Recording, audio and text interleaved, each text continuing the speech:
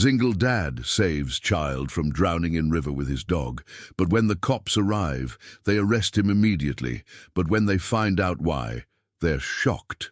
Comment and rate my story from 0 to 10.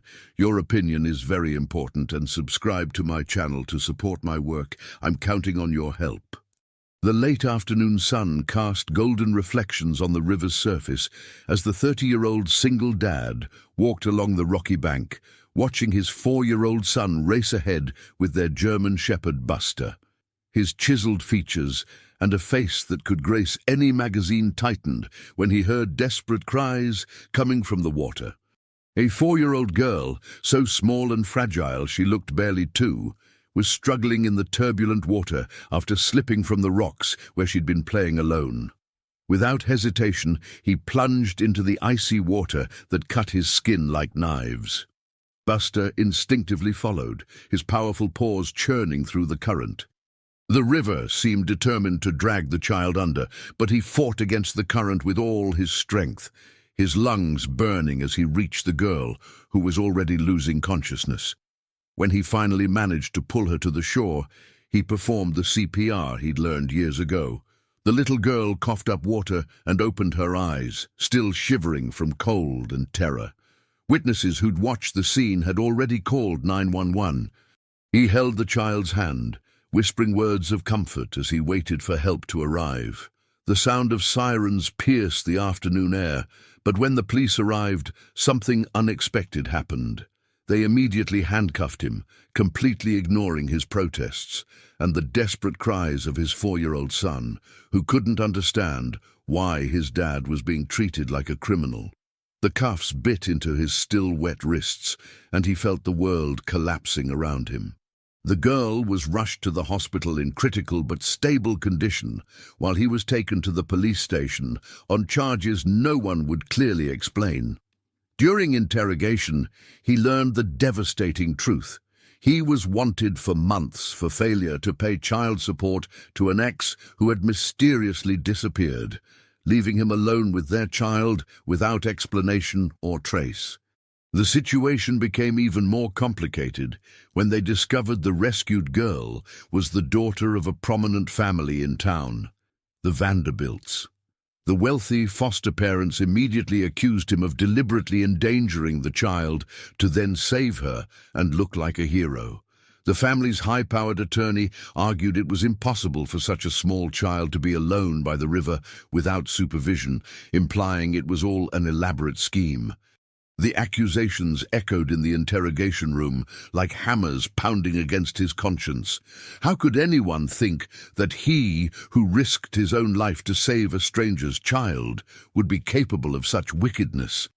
Tears welled up in his eyes as he thought of his son, who surely didn't understand where his dad had gone and why he wasn't coming home. For 2 weeks in jail, he discovered through his public defender that his ex had forged child support documents, creating a non-existent debt to harm him. But she'd vanished before they could confront her with the evidence. Each day that passed, he felt his heart breaking as he imagined his son waiting for him. His 4-year-old son was temporarily placed with his paternal grandmother, a 60-year-old woman with health problems who could barely take care of herself. The child began living in precarious conditions, going hungry and developing severe emotional problems from the abrupt separation from his father. The elderly woman's house smelled of medicine and loneliness, and the boy cried every night, calling for the dad who wasn't coming back. The investigations revealed that the girl had run away from home because her wealthy foster parents mistreated her emotionally, making her feel unwanted and forcing her to seek refuge in nature where she felt free. But this information was suppressed by the influential family who pressured the authorities to resolve the case quickly, placing all the blame on the single dad who was in the wrong place at the wrong time. In the cold, damp cell, he developed severe depression and began to question his ability as a father. The walls seemed to close in on him each day, especially upon learning through his attorney that his son was withering emotionally and physically, At his ailing grandmother's house, Buster, who had been instrumental in the rescue, was taken to a municipal shelter where he would be euthanized if no one adopted him in 15 days. The 4th week in jail brought an unexpected twist. Security footage from a store near the river finally reached the public defender, clearly showing that the girl was already in the water when the single dad arrived on the scene. The grainy but decisive images confirmed that he was indeed a hero and not a criminal, but the legal process for his release still took 3 more weeks due to the system's bureaucracy. During this agonizing period, his ex was found in another city, where she had assumed a new identity and was running the same scam on another man. The police discovered she systematically forged documents and created false debts, revealing a criminal pattern that finally completely exonerated the single dad. But this discovery came too late to prevent the suffering his family had already endured. The rescued girl, after recovering in the hospital, began having constant nightmares and refused to talk about what happened at home. Her nightly screams worried the nurses, who noticed how she flinched whenever an adult approached. Social workers finally decided to investigate the wealthy foster family more deeply, discovering a disturbing history of emotional and psychological neglect that had been covered up for years through influence and money. When the single dad was finally released after 6 weeks of unjust imprisonment, the world he found was unrecognizable. His son had lost so much weight that his clothes looked like tents on his frail little body. The child, who once ran and laughed constantly, now remained in absolute silence, having lost the ability to speak due to the trauma of separation and the precarious conditions at his grandmother's house. The 60-year-old grandmother, with her already weakened health, had tried to care for her grandson as best she could, but her physical and financial limitations made the task impossible. The refrigerator was empty most of the time, and she had sold her own medications to buy food for the child. Her hands trembled with weakness as she explained to her son how difficult it had been to care for the boy alone. Buster had been saved on the last day before euthanasia by a shelter worker who recognized his importance in the case through the news. But the animal also showed obvious signs of depression and anxiety from the separation from his family. When they finally reunited, the dog cried in a way that seemed almost human, desperately licking the man's face as if he wanted to make sure he was real. The struggle to regain official custody of his son became a complex and painful legal battle. The system questioned his ability to provide stability after his time in prison, forcing him to prove his innocence and parental competence simultaneously. Each hearing was torture, where unfamiliar lawyers questioned every aspect of his life, as if he were a dangerous criminal. The wealthy family of the saved girl, in a desperate move, tried to sue the single dad for emotional distress. They claimed that the trauma of the incident had deeply affected their foster daughter, in a pathetic attempt to divert attention from their own questionable parenting practices. Their expensive lawyers used flowery language to transform the hero into a villain, distorting every fact in their favor. During the following months, the single dad worked tirelessly in temporary jobs to pay the legal expenses that were accumulating like an avalanche.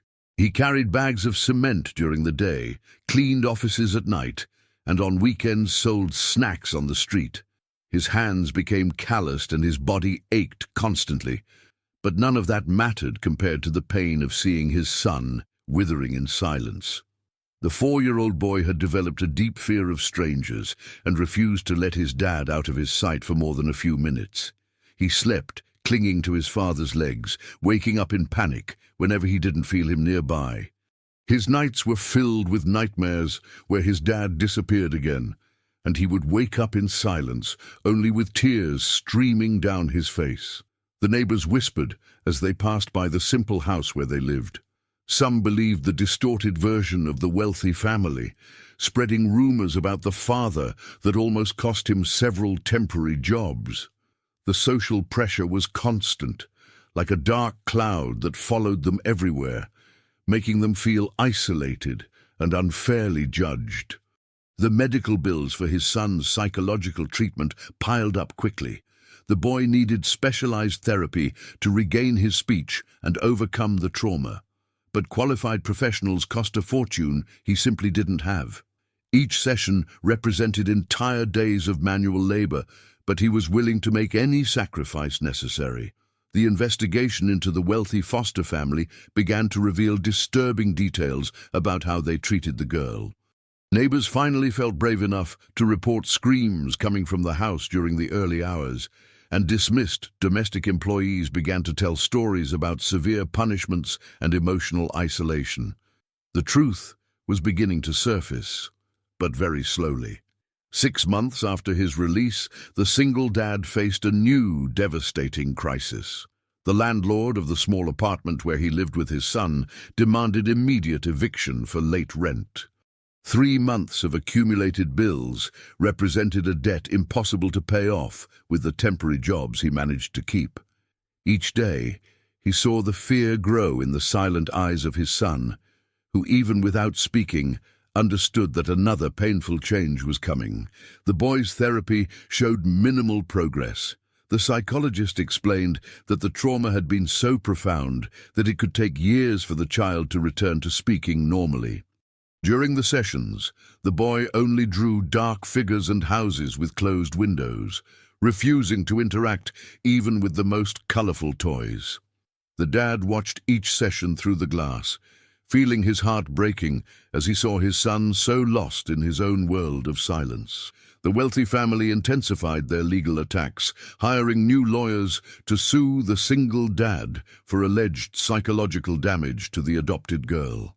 They claimed she developed a phobia of water after the incident in the river, demanding millionaire dollar indemnities that would turn his life into an eternal financial nightmare. Their resources seemed endless, while he could barely afford his own overworked public defender. A surprising turn came when the 60-year-old grandmother was hospitalized with severe pneumonia. The woman had hidden from her son that her health had been deteriorating rapidly since the stressful days caring for her grandson.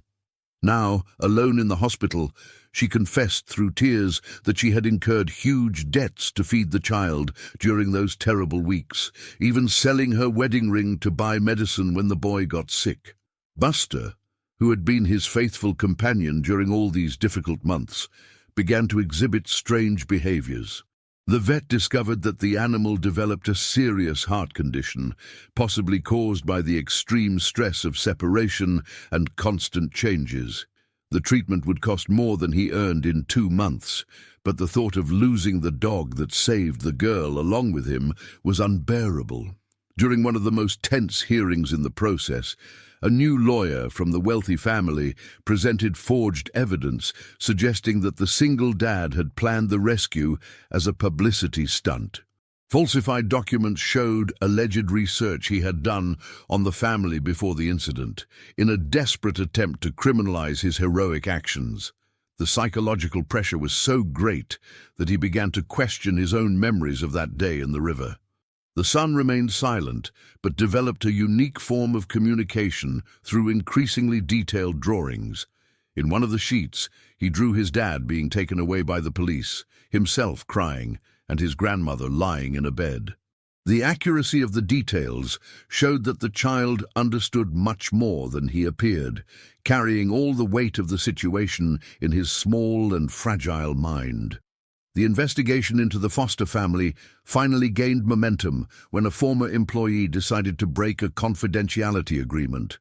He revealed that he witnessed the girl being locked in her room for hours as punishment for small mistakes, and that the foster parents often compared her negatively with other children, systematically destroying her self-esteem. The revelations shocked even the most experienced investigators. A new blow came when the single dad lost his best temporary job at a construction site. The construction manager, pressured by wealthy clients who discovered his identity, decided to fire him to avoid problems with lucrative contracts. The news spread quickly among other employers in the region, making it increasingly difficult to find stable work to support growing medical and legal expenses. The rescued girl, now living temporarily in a foster home while the case was investigated, surprised everyone by specifically asking to see the man who saved her. Through drawings and gestures, she tried to communicate something important to social workers, but her limited communication made it difficult to understand. There was an urgency in her eyes that suggested crucial information about the day of the rescue that had not yet been revealed. During a particularly difficult night, the single dad found his son obsessively drawing the same image: a man in the water holding a child, with a dog beside them. It was the first time the boy had drawn something that wasn't dark or sad. When he realized his dad was watching, he pointed at the drawing and then at him, as if trying to say something fundamental about that moment that changed their lives forever. The financial pressure reached a critical point when the wealthy family's lawyers managed to freeze his bank accounts through a court order, claiming they needed to guarantee the payment of potential damages. Without access to what little money he had, he was forced to seek help at local churches to get basic food for himself and his son. A disturbing discovery came to light when investigators found medical records indicating that the girl had been taken to the ER several times in the months leading up to the incident, always with injuries that the foster parents attributed to accidents. The pattern was becoming clear, but the family's lawyers managed to explain each episode convincingly, using their influence to keep the authorities at bay. The decisive turning point came completely unexpectedly. The rescued girl, now in intensive therapy and finally feeling safe away from her foster parents, managed to summon the courage to reveal the full truth to the authorities. Through careful sessions with specialized child psychologists, she recounted how her foster parents constantly mistreated her, confirming that she had run away from home voluntarily on that fateful day. More importantly, she revealed that she had seen the single dad arriving at the river for the first time only when she was already in the water, definitively confirming his innocence. The child's testimony was like a bomb that detonated all of the wealthy family's arguments. Recordings of her therapy sessions, made with court authorization, showed a brave girl describing years of emotional neglect and disproportionate punishments. She spoke about how she was forced to remain silent for hours, how she was deprived of food when she did not meet the impossible expectations of her foster parents, and how she constantly dreamed of escaping that suffocating environment. The official investigation into the foster family gained a new dimension when other former employees felt encouraged to speak. A former nanny revealed secret records she had kept for years, documenting episodes of abuse she had witnessed. Discreet photographs showed the girl with injury marks that were never adequately explained, and audio recordings captured screams of terror coming from the child's room during punishments. The case against the single dad completely crumbled when the wealthy family's lawyers were caught forging evidence. A document expert discovered that the papers presented against him had been digitally altered, using sophisticated technology to create a false narrative. The discovery resulted in criminal investigations against the lawyers themselves, who faced the possibility of imprisonment for obstruction of justice and falsification of evidence. In an emotional hearing, the judge not only completely acquitted the single dad of all charges, but also publicly praised his courage and heroism. The magistrate declared that the man had risked his own life to save a child in danger, and that the attempts to criminalize him represented one of the greatest injustices he had witnessed in decades of career. The official apologies from the judicial system came with substantial compensation for the months of wrongful imprisonment. The wealthy family faced a dramatic downfall when investigations revealed a systematic pattern of abuse, not only against the adopted girl, but also involving bribery of public officials to cover up their actions. Their assets were frozen, and they lost permanent custody of the child. The financial empire built on influence and corruption began to crumble when business partners discovered the truth about their character.